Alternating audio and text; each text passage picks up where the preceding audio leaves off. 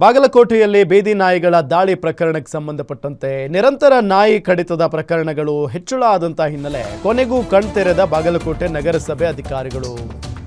ಬಾಗಲಕೋಟೆಯಲ್ಲಿ ಕಳೆದ ಕೆಲವು ದಿನಗಳಿಂದ ಈ ಬೀದಿ ನಾಯಿಗಳ ಉಪಟಳ ಜಾಸ್ತಿ ಆಗಿಬಿಟ್ಟಿದೆ. ನಿರಂತರವಾಗಿ ನಾಯಿ ಕಡಿತದ ಪ್ರಕರಣಗಳು ಜಾಸ್ತಿ ಆಗ್ತಾನೆ ಇದ್ದಾವೆ. ಹಾಗಾಗಿ ಈಗ ಬಾಗಲಕೋಟೆ ನಗರಸಭೆಗಳು ಎಚ್ಚೆತ್ತುಕೊಂಡಿದ್ದಾರೆ. ಬೀದಿ ನಾಯಿಗಳ ನಿಯಂತ್ರಣಕ್ಕೆ ಭರ್ಜರಿ ಕಾರ್ಯಾಚರಣೆ ಮಾಡ್ತಾ ಇದ್ದಾರೆ. ಸದ್ಯ 8 ಅಪಾಯಕಾರಿ ಬೀದಿ ನಾಯಿಗಳನ್ನು ಸೆರೆ ಹಿಡಿದಿದ್ದಾರೆ ಸಿಬ್ಬಂದಿ. ನಾಯಿಗಳನ್ನು ಸೆರೆ ಹಿಡಿದು ಸಂತಾನಹರಣ ಶಸ್ತ್ರಚಿಕಿತ್ಸೆಯನ್ನು ಮಾಡಲಿದ್ದಾರೆ. ತೆಂಗಿನ ಮಠ, ಚರಂತಿ ಮಠ ಬಡಾವಣೆಗಳಲ್ಲಿ ಕಾರ್ಯಾಚರಣೆ ನಡೆಯಲಿದೆ. 1 ವರ್ಷದಲ್ಲಿ 3,500ಕ್ಕೂ ಹೆಚ್ಚು ನಾಯಿ ಕಡಿತದ ಕೇಸ್ಗಳು ದಾಖಲಾಗಿದ್ದಾವೆ.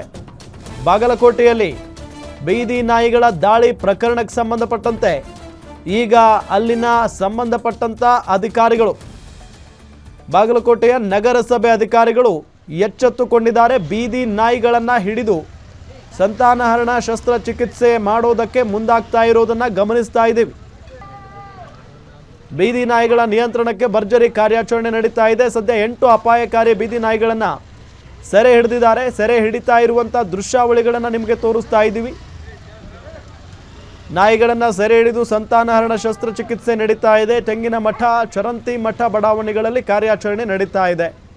1 ವರ್ಷದಲ್ಲಿ ಬರೋಬ್ಬರಿ 3,500ಕ್ಕೂ ಹೆಚ್ಚು ನಾಯಿ ಕಡಿತದ ಕೇಸ್ ದಾಖಲಾಗಿದೆ.